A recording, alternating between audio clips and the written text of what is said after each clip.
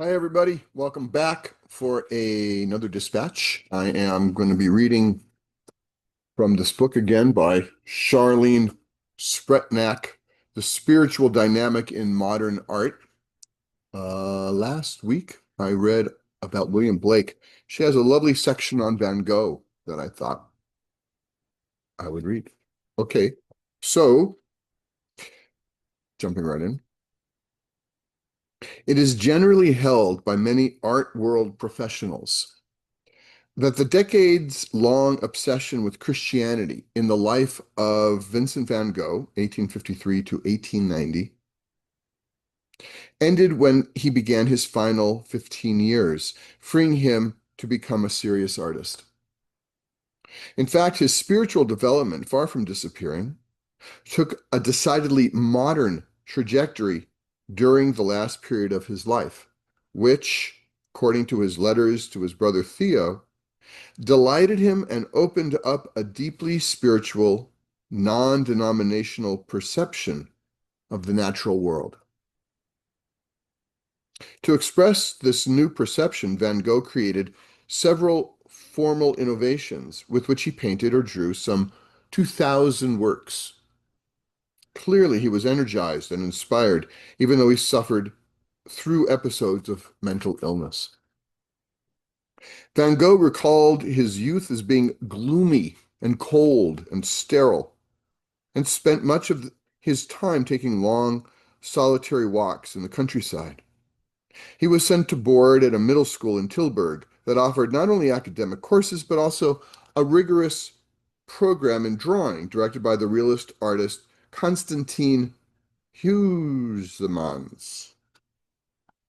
However, he withdrew abruptly during the second year and came home. When Van Gogh was 16, his father, a pastor in the Dutch Reformed Church, as was the artist's paternal grandfather and an uncle, determined that he should study for a degree in theology. Vincent was very willing, but the family lacked sufficient funds, and his well-to-do uncles were not willing to provide. Instead, they offered him an apprenticeship in their art gallery in The Hague. He completed a 4-year training and was then transferred in June 1873 to their gallery in London. So he's 20. Where he spent a pleasant year until a romantic involvement at his boarding house ended unhappily for him. During the summer of 1874, he underwent a spiritual transformation in which he committed to following intensely his father's pietistic model of attaining spiritual deliverance. So he's 21 here. Through prayer and the fruit thereof, patience and faith from the Bible. He also studied the advice in Thomas Kempis's The Imitation of Christ, to withdraw one's heart from the love of visible things and direct one's affection to things invisible. Still, Van Gogh wrestled in his letters with the relationship between Calvinist religion and the love of nature and art.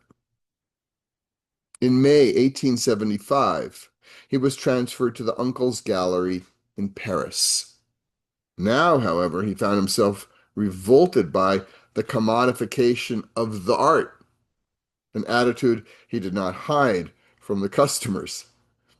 He was fired.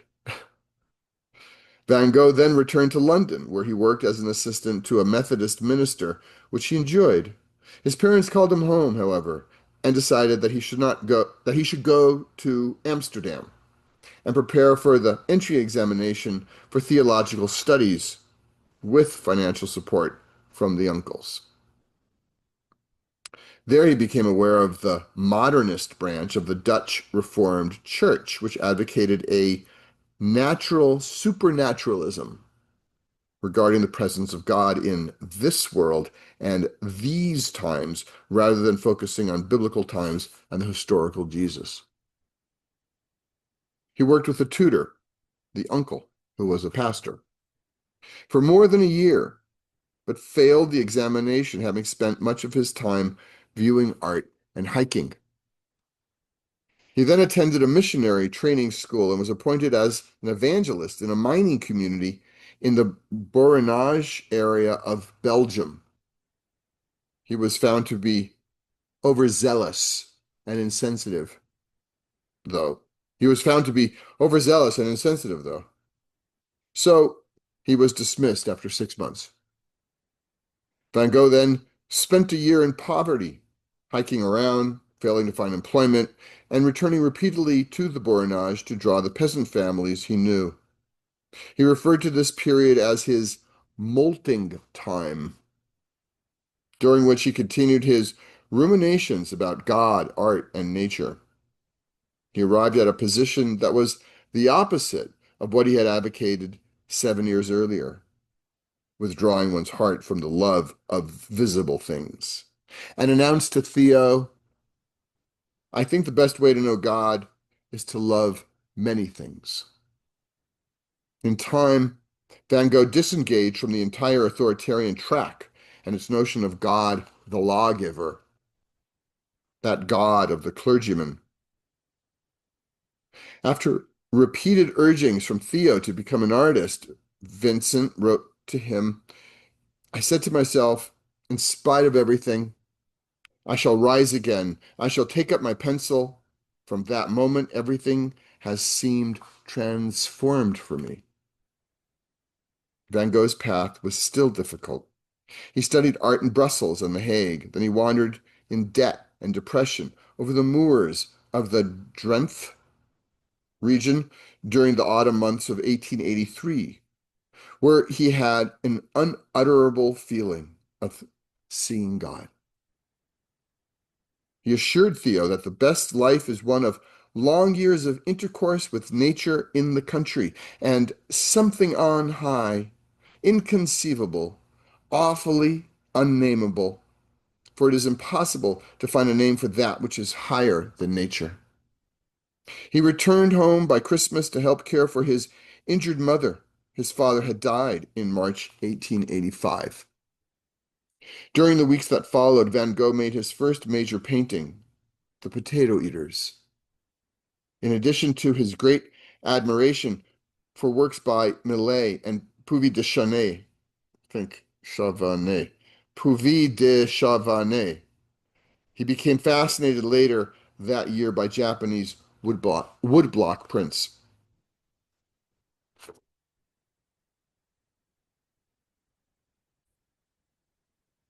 I just turned the air conditioning back on. I thought I could do it without air conditioning. I don't think it's going to impact on the sound, so I was told.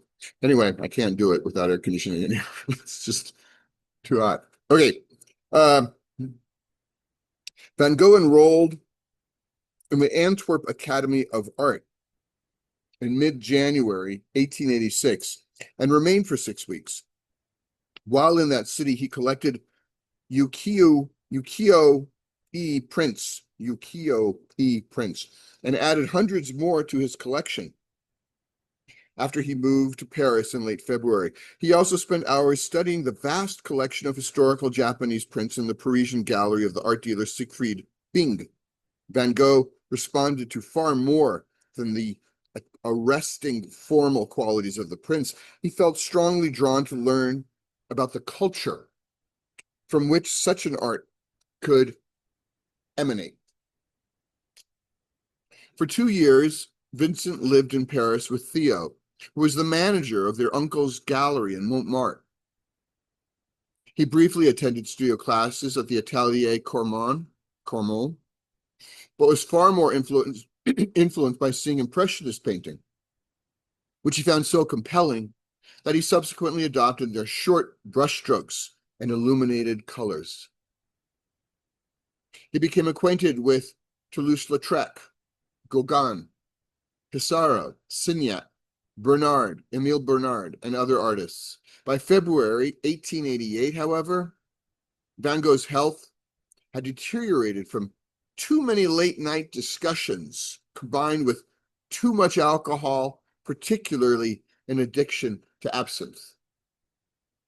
Weary of city life and friction among the artists, he decided to go south to Provence.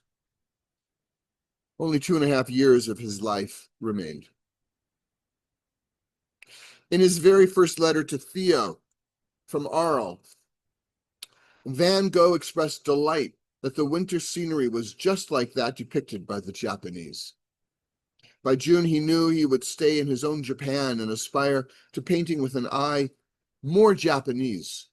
He considered the Impressionists the Japanese of France and counted himself among them. He declared that his work is founded on Japanese art. When Theo later sent Vincent a package of his ukiyo-e prints as requested, he enclosed the first issue of a journal that Siegfried Bing had started entitled The Japanese Artist. Artistique? No, I don't know what that means. I don't know how to say this. The Japanese Artistique.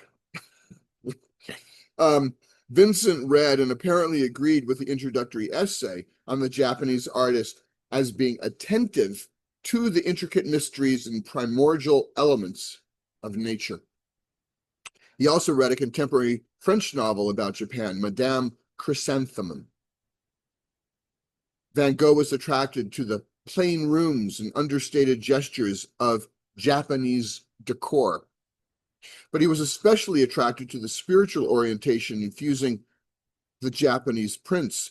He wrote to Theo, "Come now, isn't it almost a true religion which these simple Japanese teach us who live in nature, as though they themselves were flowers?"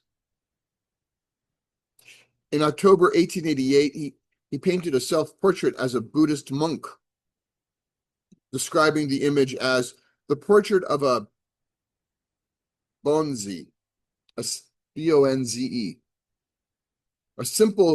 a self-portrait, a simple worshiper of the eternal Buddha.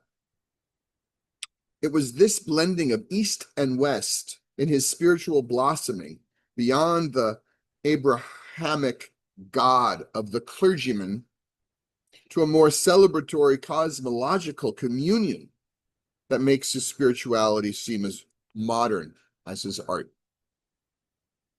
As he wrote to Theo that fall, "It does me good to do difficult things. It does not prevent me from having a terrible need of, shall I say the word, of religion. Then I go outside in the night to paint the stars." Van Gogh found that he could paint very quickly in Arles and began sending completed works to Theo.